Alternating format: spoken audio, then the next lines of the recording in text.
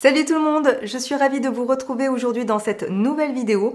Nous allons voir ensemble les erreurs les plus fréquentes en maquillage sur les paupières tombantes. Je vais donc vous montrer comment corriger ces erreurs grâce à des astuces très simples. Alors quand j'utilise le terme erreur, ce n'est pas dans le but de vous dire que vous faites quelque chose de mal ou que vous êtes nul. En réalité, j'ai utilisé ce mot parce que c'était plus facile pour moi de le faire rentrer dans le titre de la vidéo. Voilà, vous savez tout. Si vous êtes une habituée de nos vidéos, vous le savez, avec Émilie, on a vraiment à cœur de vous dire de porter le maquillage comme vous le voulez, comme vous le sentez et de vous maquiller seulement si ça vous fait plaisir. Cette vidéo a pour seul objectif de vous aider à vous améliorer si tel est votre souhait. Avant de rentrer dans le vif du sujet, il me semblait important de vous montrer un aperçu de mes paupières. Il n'y a pas d'âge pour avoir les paupières tombantes, mais c'est vrai que si on est prédisposé à cela, le phénomène s'accentue avec le vieillissement. À 43 ans, je commence à avoir les paupières de plus en plus tombantes, même si c'est un processus qui a commencé il y a déjà quelques années, puisque ce n'est pas la première vidéo paupières tombantes que je vous fais. D'ailleurs, je vous mets une petite playlist spéciale paupières tombantes dans la barre d'infos. Passons maintenant aux 5 erreurs les plus fréquentes en maquillage sur les paupières tombantes,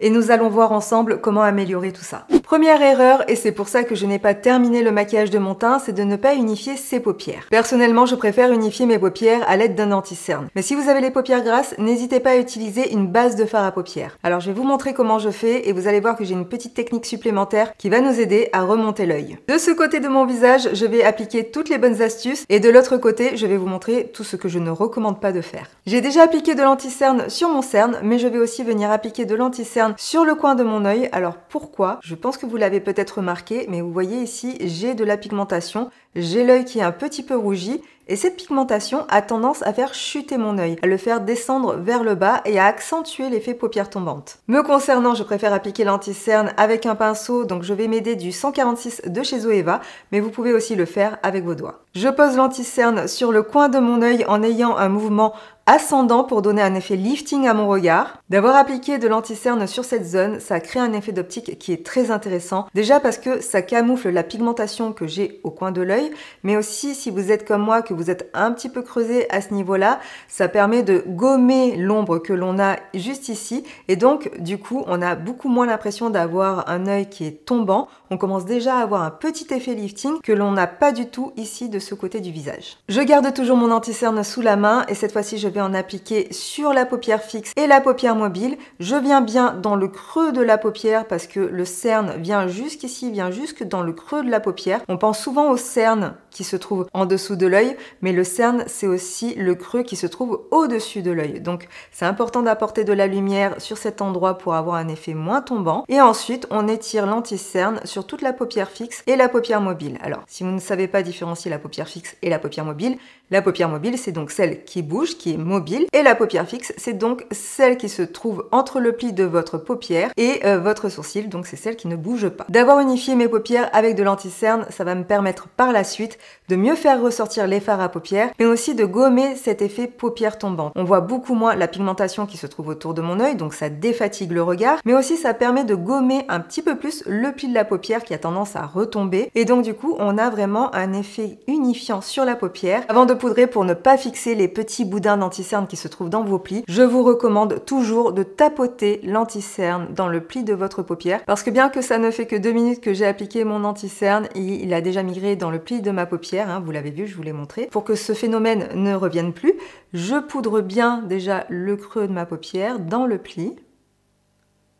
J'applique aussi de la poudre libre sur ma paupière mobile ainsi que sur ma paupière fixe. Je retapote un tout petit peu au coin de mon œil, là où j'ai appliqué tout à l'heure de l'anti-cerne pour faire remonter mon œil. Je pose aussi sur cette zone un peu de poudre libre afin que l'anti-cerne ne migre pas dans mes pas de doigts. Je peux maintenant terminer mon teint et on se retrouve tout de suite pour le reste de la vidéo. Seconde erreur que l'on voit très souvent dans le maquillage des paupières tombantes, c'est le fait de ne pas dépasser du pli de la paupière. Aujourd'hui, j'avais envie de varier un petit peu les plaisirs en utilisant des fards à paupières sous forme de stick, donc des fards à paupières crème. Mais vous allez le voir que vous utilisiez des fards à paupières poudre ou des fards à paupières crème, ce qui compte dans le maquillage des paupières tombantes, c'est là où vous allez placer vos fards. Très souvent, ce que je vois, c'est ce type d'application.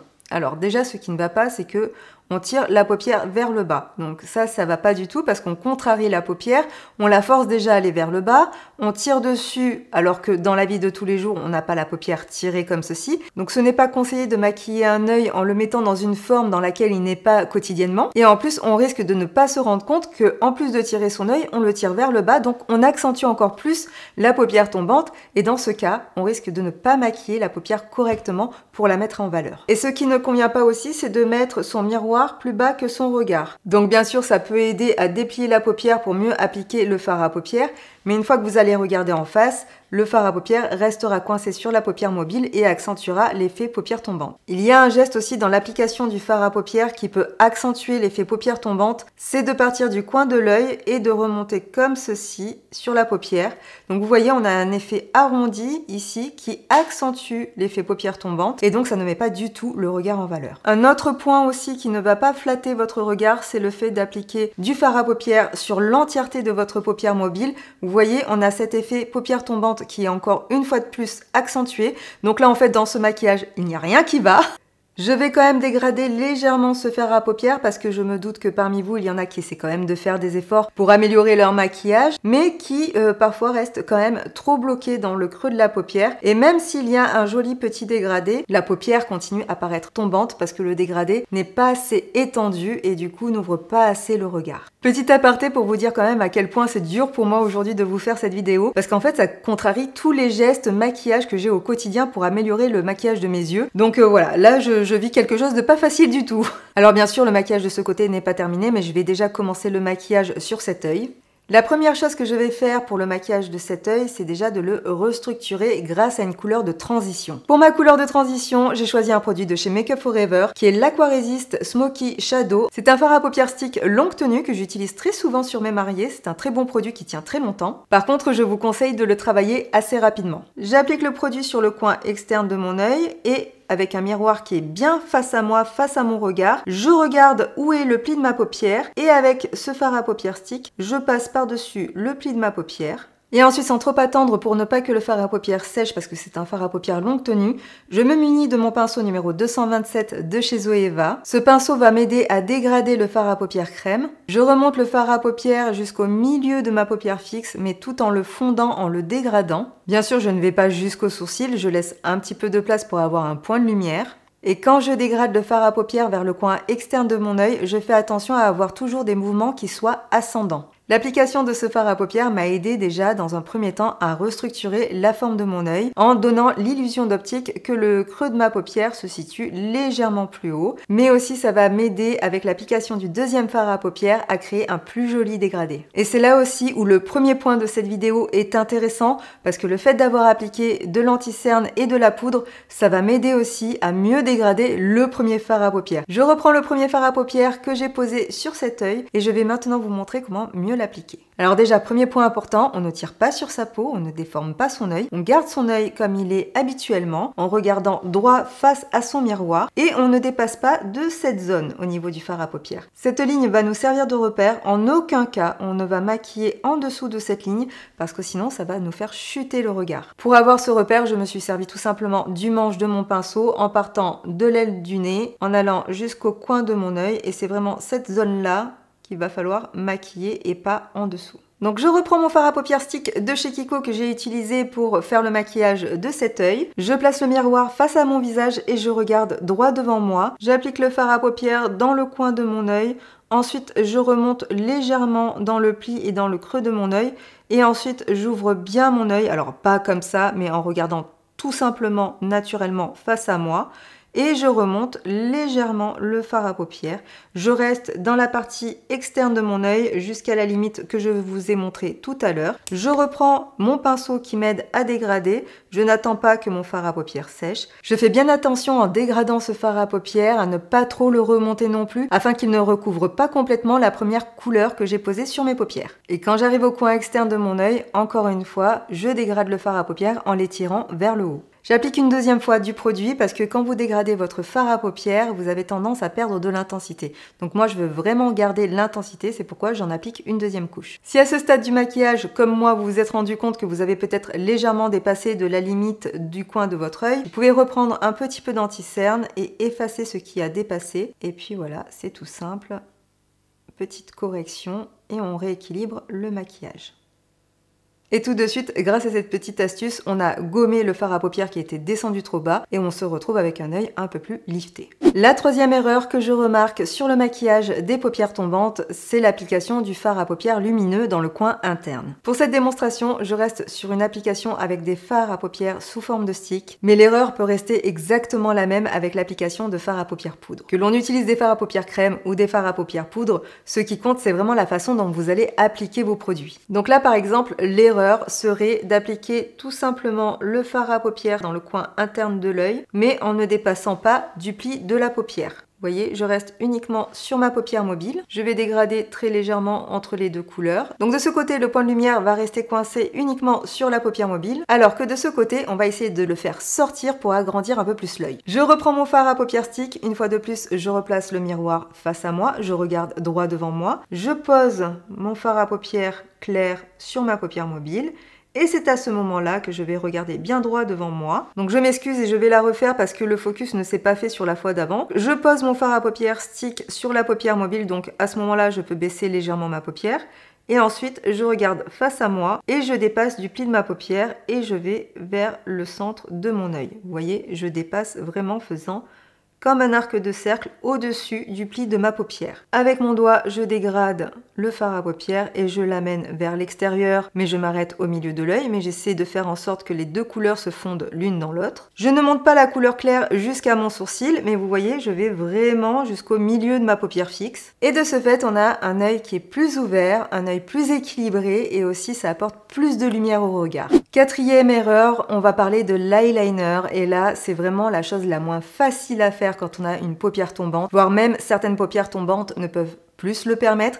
Je vais quand même vous montrer une petite astuce qui peut peut-être vous aider. Je vous ai déjà fait une vidéo concernant l'eyeliner sur les paupières tombantes que je vous remets juste ici et dans la barre de description avec d'autres vidéos sur les paupières tombantes. Certaines paupières tombantes ne peuvent plus se permettre l'eyeliner parce que la paupière fixe a tellement recouvert la paupière mobile que le fait d'appliquer de l'eyeliner ne sert plus à grand chose. Mais pour celles qui ont encore un tout petit peu de place, je vais vous montrer une technique, enfin déjà ce qu'il ne faut pas faire parce que c'est ça le but de la vidéo, mais ensuite je vais vous montrer une petite technique qui va vous permettre de pouvoir peut-être continuer à appliquer de l'eyeliner. Si vous avez bien suivi jusqu'ici, vous savez déjà ce qui ne va pas dans l'application de cet eyeliner. En tirant sur votre paupière, je le répète, mais vous n'avez pas la bonne forme d'œil. Vous ne voyez pas comment votre paupière se place ou le pli de votre paupière s'arrête, donc forcément, vous n'allez pas placer l'eyeliner au bon endroit sur votre œil. La deuxième chose qui ne va pas dans l'application de cet eyeliner, c'est le fait de suivre la forme de l'œil et du coup de faire descendre la fin de l'eyeliner beaucoup trop bas, ce qui va avoir tendance à faire chuter la forme de votre œil. Et la troisième chose qui, à mon sens, ne va pas dans cette application, c'est que l'eyeliner est beaucoup trop épais. Quand on fait un eyeliner qui est trop épais sur une paupière mobile où il ne reste plus beaucoup de place, ça va manger l'entièreté de la paupière mobile et ça va donner l'impression à la paupière de chuter encore plus. Donc comment faire quand on veut quand même un petit eyeliner sympa mais qu'on a une petite paupière mobile ou des paupières tombantes? Eh ben c'est très simple, il faut tricher. Alors au lieu d'utiliser un eyeliner feutre, je vais plutôt m'aider d'un crayon. Pour moi le crayon c'est vraiment le produit de maquillage le plus facile à utiliser quand on veut se faire un eyeliner et qu'on a des paupières tombantes. Je commence à tirer mon trait en partant du centre de ma paupière juste au-dessus de mon iris. Et je tire ensuite mon trait sans tenir compte du pli de ma paupière, je passe le trait par-dessus. En fait, je fais comme si le pli de la paupière n'existait pas. Pour le moment, ce n'est pas grave que le trait ne remplisse pas tout, ce qu'on cherche vraiment à avoir, c'est la forme de l'eyeliner. Une fois que j'ai bien fait la forme et que je suis contente de la direction qu'a pris mon trait, et comme il est quasi impossible pour moi d'avoir un trait parfait, je préfère ensuite flouter mon eyeliner.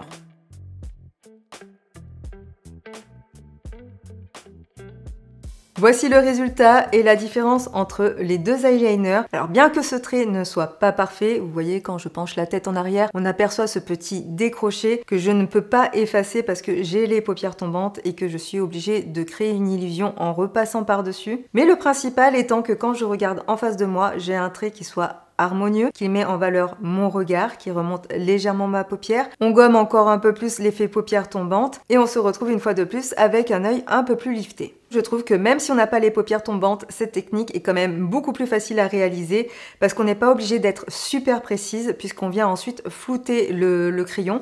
Donc voilà, même si vous n'avez pas les paupières tombantes, c'est vraiment une technique, si vous êtes débutante, que je vous recommande. Cinquième et dernière erreur, c'est de ne pas miser sur une bonne application de mascara et vous allez voir que ça va faire vraiment toute la différence. Pour ce côté, je vais faire une application classique. Je vais appliquer exactement le même mascara sur les deux yeux, donc je vais prendre le Sky High Cosmic Black de chez Maybelline. Donc jusqu'ici, tout va bien, rien de fou. Maintenant, je vais vous montrer avec ma technique à moi. Si vous avez les paupières tombantes, mais qu'en plus vous avez des cils droits, voire qui pointent vers le bas, je ne peux que vous conseiller d'utiliser un bon recourbe-cils. Moi, j'utilise un recourbe-cils à chaque application de mascara et je peux vous dire que ça fait vraiment toute la différence sur mes cils et sur mon regard. Pour bien utiliser un recourbe-cils, j'ouvre d'abord bien la pince, je pose ensuite la partie métallique sur ma paupière, je referme doucement la pince et ensuite petit à petit, je recourbe doucement mes cils, mais j'appuie bien fort pour que les cils soient bien recourbés. Ne vous inquiétez pas, ça ne coupera pas vos cils. Le plus important étant d'avoir un petit boudin, attendez, j'essaie de vous montrer, le petit boudin en caoutchouc qui se trouve juste ici. S'il n'y a pas de petit boudin en caoutchouc sur votre recourbe-cils, ne recourbez pas vos cils avec. Si vous avez ce petit boudin en caoutchouc, vous ne risquez rien, mais soyez délicate si vous n'avez pas l'habitude d'utiliser cet outil. Donc quand j'utilise le recourbe-cils, je pousse un tout petit peu mes cils avec l'outil à l'horizontale pour que ça recourbe bien mes cils. Et ensuite, j'applique mon mascara.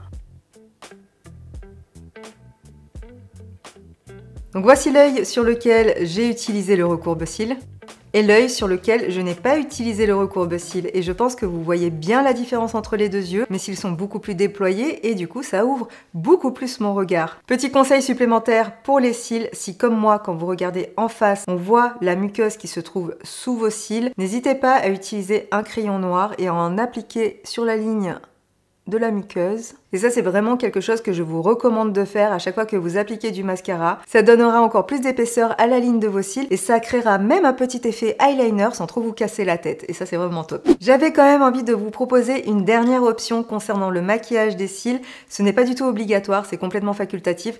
Et je pense que là, vous l'avez remarqué sur mon regard, il s'agit des demi-faux cils. Quand on a les paupières tombantes, je ne vous conseille pas forcément les franges entières de faux cils parce que ça peut peut-être justement alourdir votre regard, le faire encore plus tomber et ce n'est pas du tout ce que l'on souhaite. Alors que la demi-frange de faux cils va venir se placer uniquement sur l'extérieur de l'œil, ça va donner un petit effet cat eye qui n'est pas négligeable, ça va remonter encore un peu plus votre œil. En plus, l'avantage avec les demi-faux cils, c'est que c'est beaucoup plus simple et beaucoup plus facile à appliquer. On a un côté un petit peu plus sophistiqué, c'est pour ça que je vous dis que ce n'est pas du tout obligatoire. Mais ça peut être un plus si vous avez envie de rajouter quelque chose d'un petit peu plus foufou à votre maquillage. Surtout, voilà, quand on a des événements, une soirée, etc. Vous pouvez aussi les utiliser sans forcément maquiller tout votre œil. J'espère maintenant que grâce à cette vidéo, vous voyez bien la différence entre le côté où j'ai essayé de rééquilibrer la forme de mes yeux en utilisant le maquillage afin de créer différents effets d'optique pour le rendre plus grand, plus étiré et surtout plus ouvert. Alors que de ce côté, bien que ce ne soit pas un maquillage qui soit horrible, je n'ai pas l'air d'un monstre avec si on regarde bien, mais par contre il accentue le phénomène des paupières tombantes, il écrase un peu plus mon œil, il ouvre beaucoup moins mon regard et j'ai l'impression d'avoir une paupière beaucoup plus petite et beaucoup plus fatiguée aussi. Et dernier point dont je ne vous ai pas parlé dans cette vidéo mais qui est quand même quelque chose d'important et je pense que vous le remarquez là à l'image, c'est le maquillage des sourcils. Avec Émilie, nous vous avons fait plein de vidéos sur le maquillage des sourcils. Je vous en accroche une juste ici si vous voulez en savoir plus, mais je voulais quand même vous montrer la différence entre un sourcil qui est maquillé et qui va venir rééquilibrer le regard et un sourcil au naturel avec des poils qui ont tendance à descendre vers le bas, qui n'est pas du tout équilibré au niveau de l'intensité avec le reste de mon maquillage. Il paraît presque absent et de ce fait forcément, puisque lui aussi aura tendance à tomber vers le bas, à être presque absent sur certaines parties, va accentuer l'effet paupières tombantes. Donc pensez bien à vos sourcils, c'est important. Même si vous n'appliquez qu'un simple petit gel fixateur sur vos sourcils pour les remonter, ce sera toujours mieux que rien et vous allez voir que ça va vraiment rééquilibrer votre regard. Alors bien sûr, dois-je le préciser, mais vous n'êtes absolument pas obligé de tout reproduire. Chaque étape de ce maquillage peut être appliquée individuellement. Piochez vraiment les astuces qui vous intéressent par rapport à votre façon de vous maquiller.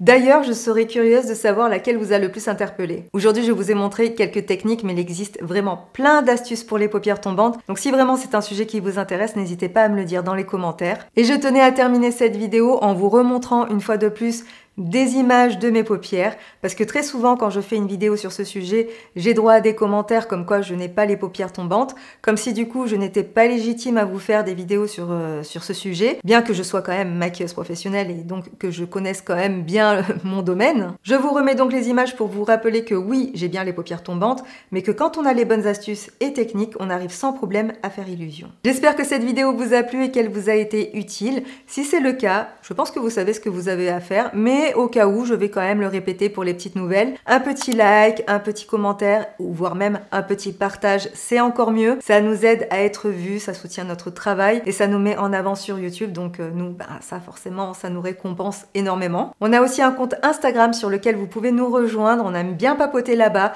On vous fait plein de stories, on vous parle des produits que l'on reçoit, que l'on a commandés. On vous montre aussi un petit peu des choses de notre vie, même si on rentre pas trop dans le privé. Mais quand même, ça nous permet d'être un petit peu plus proche de vous. Donc n'hésitez pas à nous rejoindre là-bas, on se fera un plaisir de vous accueillir comme il se doit. Et puis parce que je sais que parmi vous, il y en a plein qui regardent nos vidéos sans être abonnés, n'hésitez pas à vous abonner à notre chaîne, c'est complètement gratuit, ça ne coûte rien du tout et ça vous permet d'être au courant de la sortie de chacune de nos vidéos. Donc bienvenue à celles qui le feront. Cette vidéo est maintenant terminée, merci d'avoir passé ce petit moment en ma compagnie. Prenez bien soin de vous, je vous fais plein de bisous et à très bientôt ici sur YouTube. Salut!